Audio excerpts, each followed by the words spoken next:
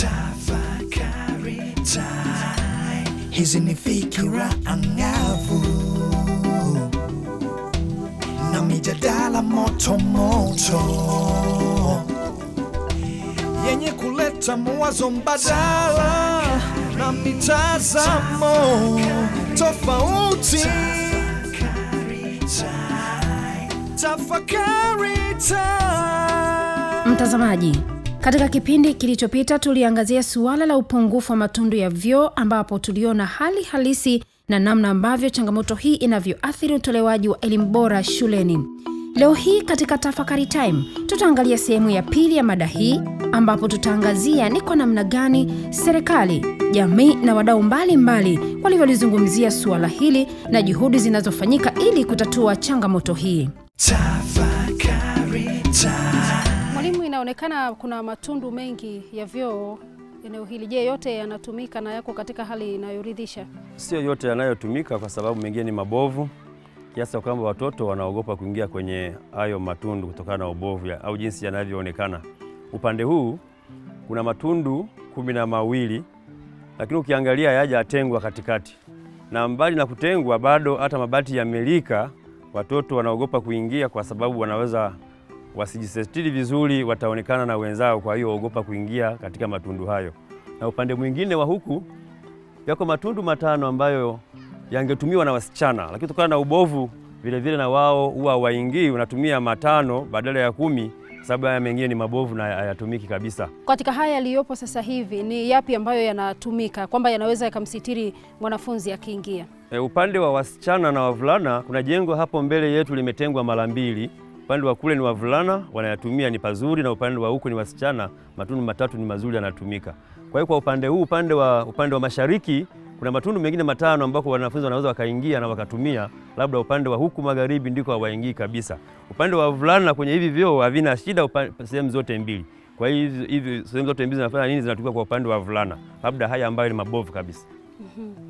Na mtazamaji, yanawezaonekana ni matundu mengi, lakini kama alivyoeleza mwalimu, kiukweli sio mahali ambapo mtu anaweza akaingia na akajisitiri vizuri na kwa afya kama vile ambavyo inapaswa kuwa. Kiukweli mtoto, tuseme mfano mtoto wa kike akiingia kwenye tundu kama hili, kweli anawezaje kukaa na kujisaidia? Lakini pia kwa mazingira jinsi yalivyo machache, wanavyokuwa wamerundikana, watoto ni wengi, vinyesi vinakuwa vimetapakaa, hali kadhalika mikojo, ni hatari kwa afya za hawa wanafunzi. Sisi tunaonyesha hali hii kwa nia njema na nzuri kabisa ya kuitaka serikali pamoja na wanajamii ambao wamezunguka shule husika kuona maeneo haya na mazingira haya na kuwaonea huruma hawa wanafunzi ambao tunawatengeneza kwa ajili ya taifa la kesho. Kwenye ruzuku kama mwaka huu, mwaka huu kwa kweli hali ilikuwa ni ngumu sana. Hatukupata fedha kama jinsi zilivyokuwa zimepitishwa, kwa sababu kila mwaka serikali inakuwa na vipaumbele vyake.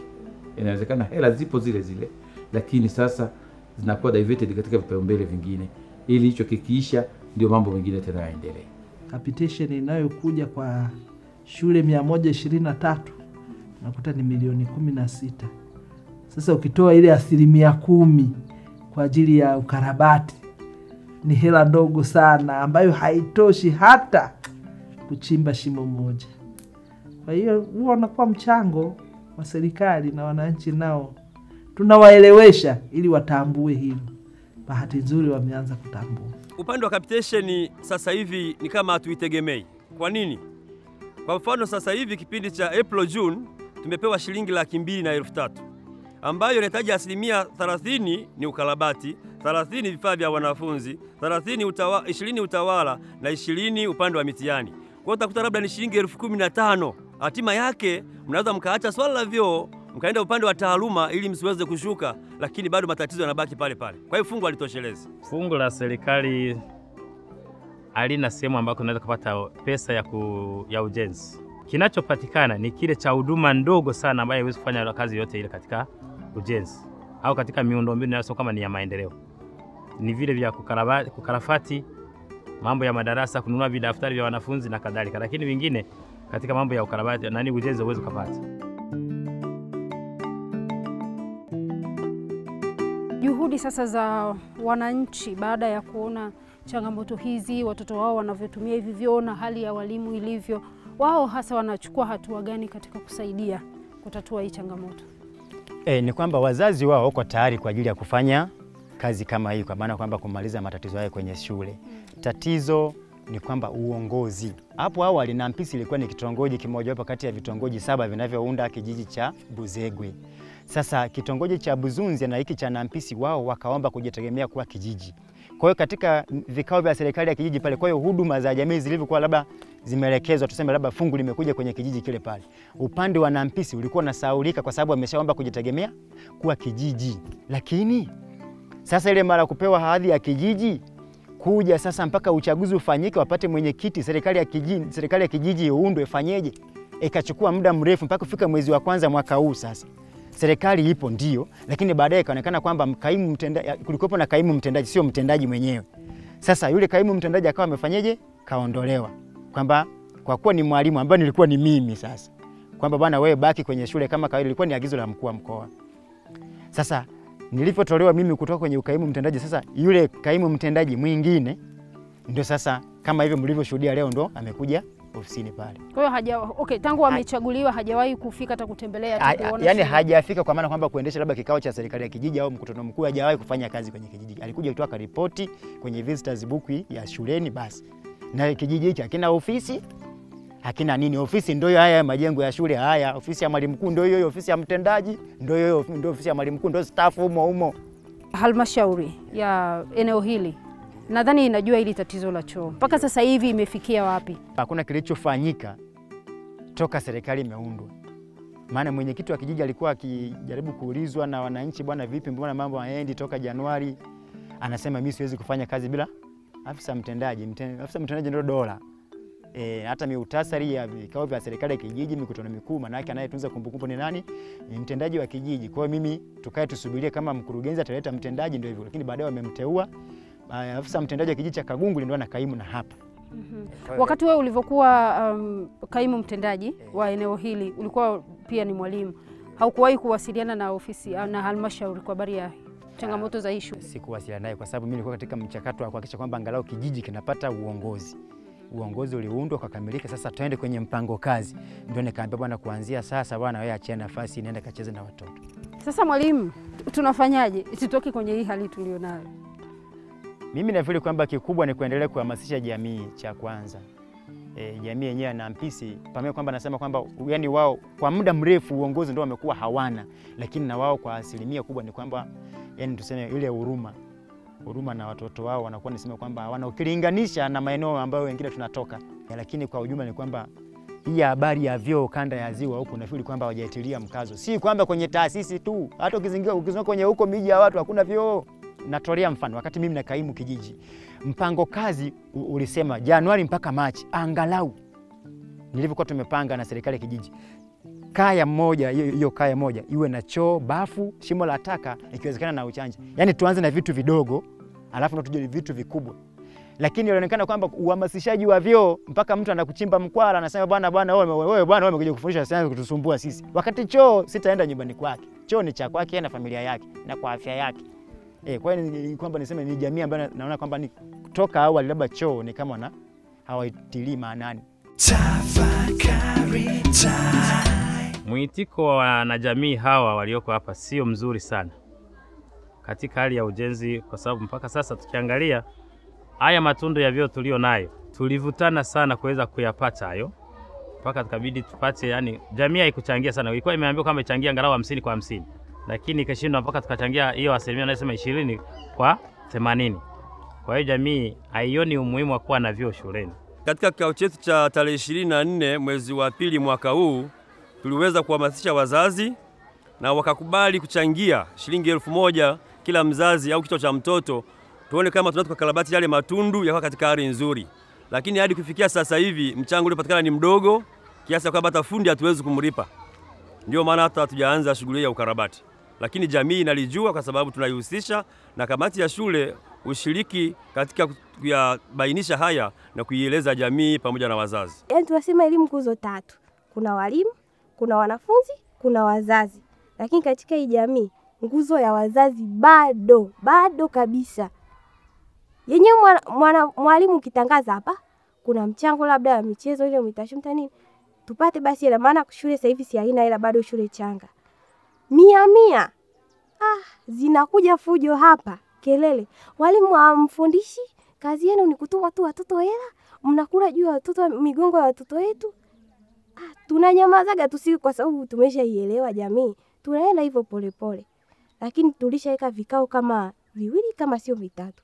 Tunasema jamani, vyo mwenyekiti anakazana, lakini wapi? Wanasiasa hasa kwenye nyakati hizi tunazoelekea kwenye uchaguzi, unakuta watu wanasema watu wasibugudhiwe.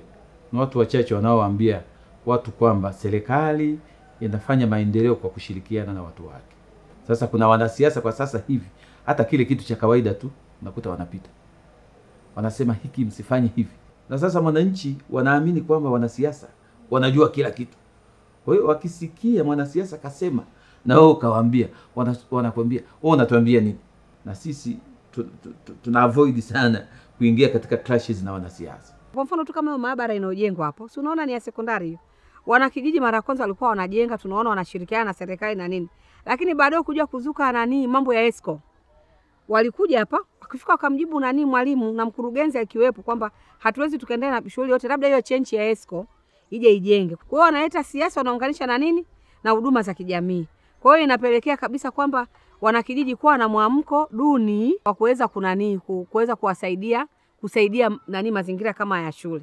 Kubwa zaidi imekuwa napoambiwa nasema si serikali inaleta hela, hicho sasa kinakuwa ni tatizo hilo.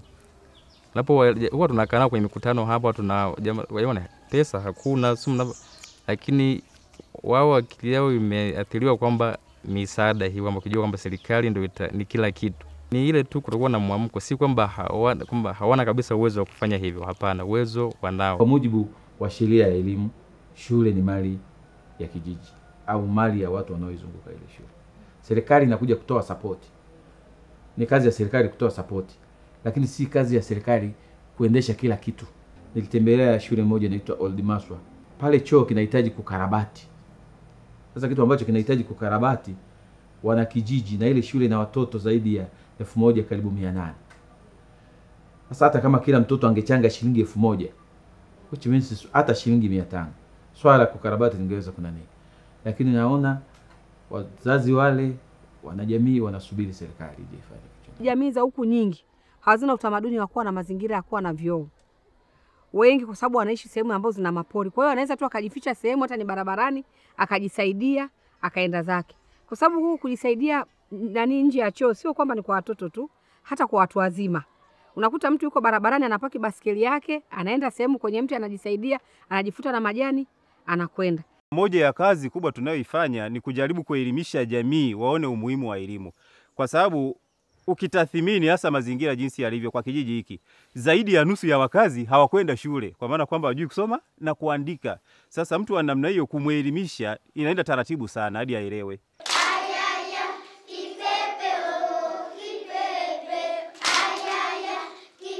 Ukisema tu mchango kwa wazazi ndio umeibua mgogoro. Yaani utachukiwa vita kila siku. Sasa hapa tunaisubiri serikali siku itakayosema sawa, lakini kwa mazingira kama haya si rahisi kuleta hata walimu wakakaa. Tulikuja tu tukakuta hali ya shule, at least sasa hivi shule imependeza. Ilikuwa mbaya. Mimi nakumbuka nimeripoti wiki 2 za mwanzo nalia kila siku. Kila siku nalia kila siku. Sikuwahi kutarajia kama ningefanya kazi kwenye mazingira magumu kama haya. Lakini hivyo tu kaja kukubaliana na hali. Huko mbeleni sasa ndo nitaangalia kuhama au kama ni kwenda kusoma, lakini kwa sasa nipo tu hapa kwa sababu mkuu alivyokuja, tulivyomkuta alikuwa peke yake. Kwa hiyo alikuwa anatuomba sana tukae naye tu kwa kipindi kile. Sasa tulivyokaa, ukitaka kuhama ukimwangalia mkuu mwenyewe unamwonea huruma. Tafakari time. Kwa hiyo mwalimu, kulikuwa na vyoo ambavyo vilikuwepo kabla ya hivi ambavyo unaviona hapa sasa hivi? Ndio. Kulikuwepo na vyoo. Yalikuwa matundu 6. Sasa ile usiku wa kuamkia tarehe 31 hivi vyoo vikawa vimedidimia. Sasa mwalimu wa zamu alipofika asubuhi wakakuta vile vyoo vimedidimia. Kulingana na hali ilivyokuwa ikabidi tukate miba tuweze kuziba ile milango. Hapo nikatoa taarifa kwenye uongozi wa kata pamoja na wilaya kwamba bana sasa hivi huku vyoo vyetu vilivyokuwepo vimedidimia, kwa hiyo shule haina choo. Baada ya kutoa taarifa hiyo, nikajaribu kuomba kibali, hawa wanafunzi tufanyeje? Kasema kibali kinatoka kwa mkurugenzi. Basi kibali cha kufunga shule. Cha kufunga. Kwa sababu niliona kukaa na watoto inakuwa ni shida, lakini tulilazimika watoto wa elimu ya awali na darasa la kwanza kuwaruhusu, kwa sababu tuliona kwamba hawawezi kuhimili, lazima wanaweza wakaingia afu tukasababisha madhara mengine. Kwa darasa la awali wenyewe pia walikuwa wanatumia hivi vyoo. Ni hivi kwa sababu elimu ya awali tunao hapa, kwa hiyo ni vyoo hivi ndio wanavyovitumia. Kwa hiyo sasa baada ya zoezi hilo, tarehe moja tukalazimika kuwepo hivyo. Tarehe 2 ilikuwa tufunge tarehe 3 siku ya Alhamisi, lakini tulilazimika kufunga shule tarehe 2, na tarehe hiyo nikawa nimeitisha kikao cha wazazi, ndio tukawa tumependekeza sasa.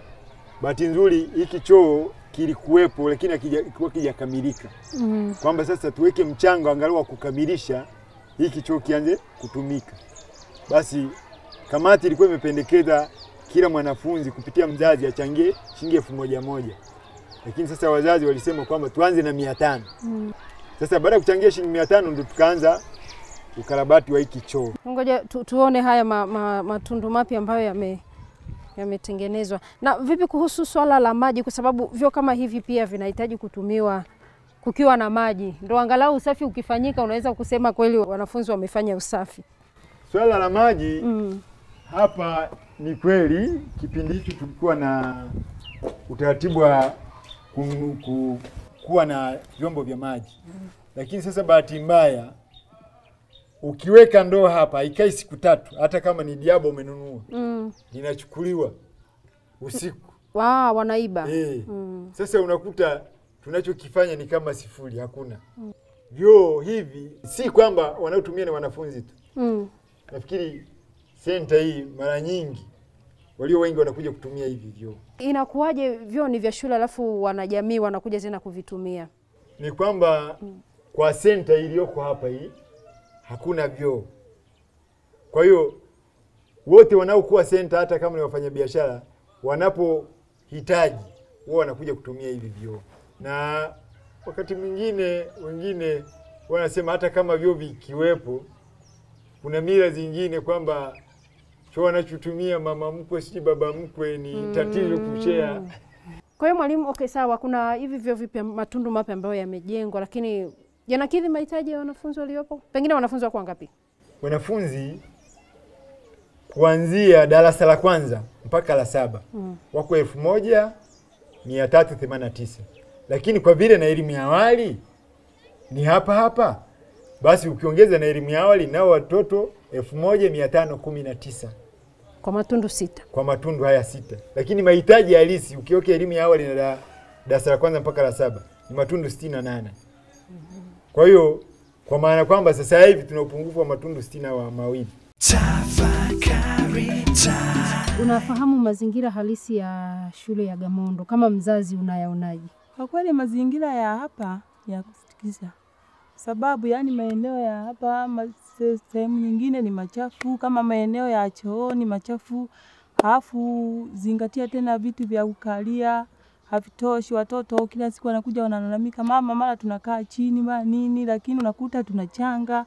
Yani hapo kwa kweli nastikika. Kama mzazi tena mama ambaye una mtoto wa kike pia ambaye anasoma kwenye hii shule, unajisikiaje mtoto wako anapotoka nyumbani alafu unapiga picha mazingira ya kile chuo anachokwenda? Kama mama unajisikiaje?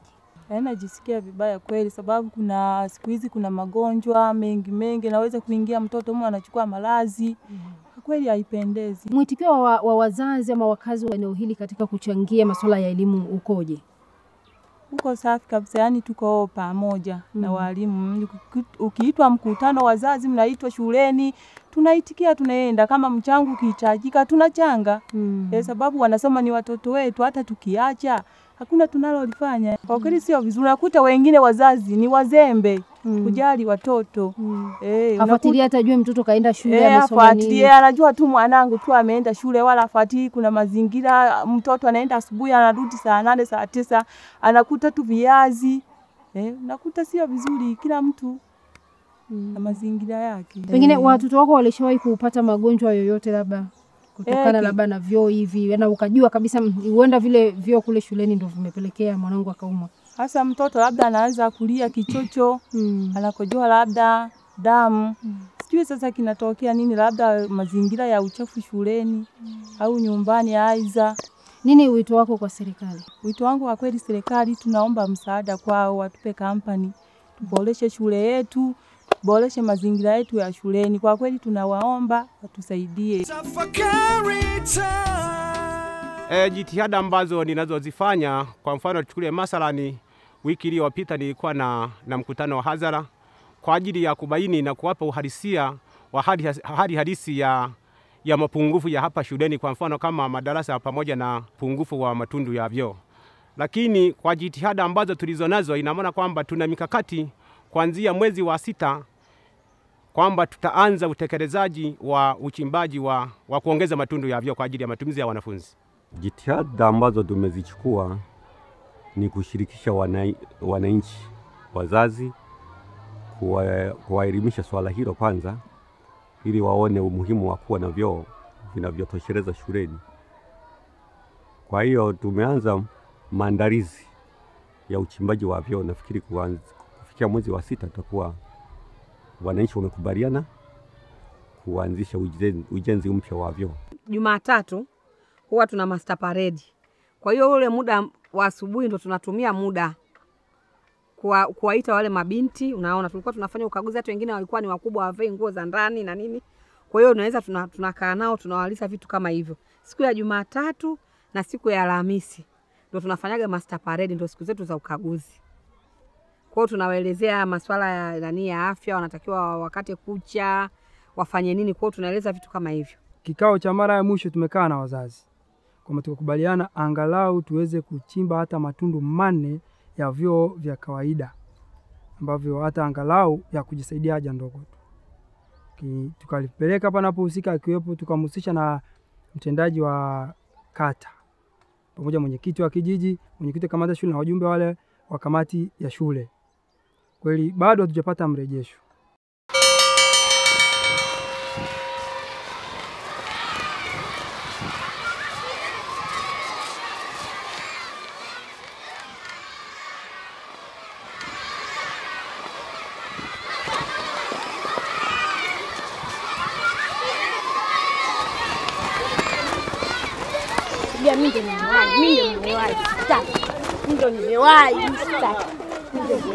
Sisikilizi mtaniangusha. Toka basi uko chooni bwana. Kidogo bwana. Wewe utajikojolea msio. Serikali, wadau wa maendeleo na jamii kwa ujumla. Ni wajibu wetu sote kuhakikisha uwepo wa vyoo bora vinavyokidhi mahitaji ya wanafunzi na walimu. Tafakari, chukua hatua.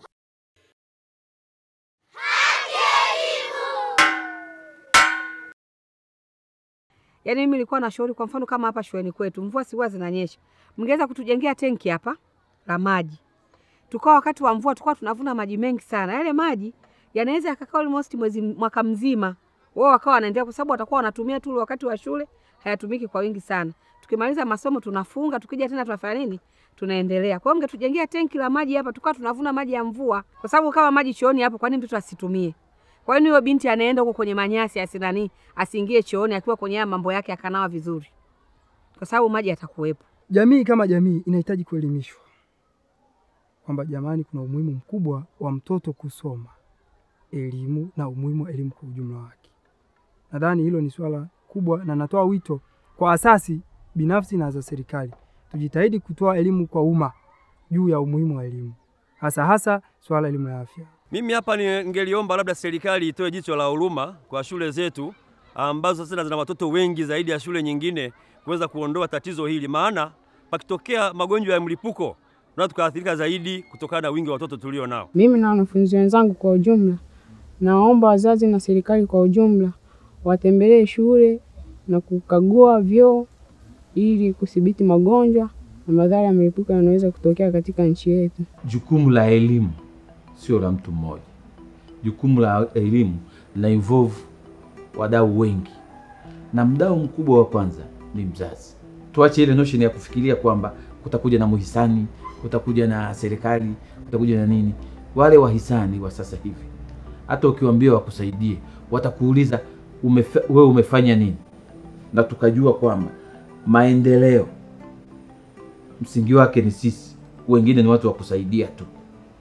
Kulijua hilo tu ni kutatua tatizo kwa 50%. Na mtazamaji wa kipindi hiki cha Tafakari Time, bila shaka umejionea na kusikia suala la vyoo lilivyozungumziwa na wadau mbalimbali. Licha ya changamoto hii kuripotiwa kupitia vyombo mbalimbali vya habari hapa nchini, lakini bado limekuwa likichukuliwa kama suala lisilokuwa na umuhimu. Lakini hali halisi ni kwamba changamoto hii si tu kwenye shule zetu, lakini pia hata katika baadhi ya jamii hapa nchini hawana utamaduni wa kuwa na vyoo majumbani. Tumejionea na kusikia athari zinazotokana na kutokuwa na vyoo, hasa kwa wanafunzi pamoja na walimu, zikiwepo kupatwa na magonjwa mbalimbali, utoro kwa wanafunzi na kushindwa kujifunza kikamilifu. Ni jukumu letu sote kuhakikisha mazingira ya shule yanakuwa na vyoo vinavyokidhi mahitaji ya walimu pamoja na wanafunzi. Tafakari time, hizi ni fikira angavu na mijadala moto moto yenye kuleta mawazo mbadala na mitazamo tofauti. Tafakari time.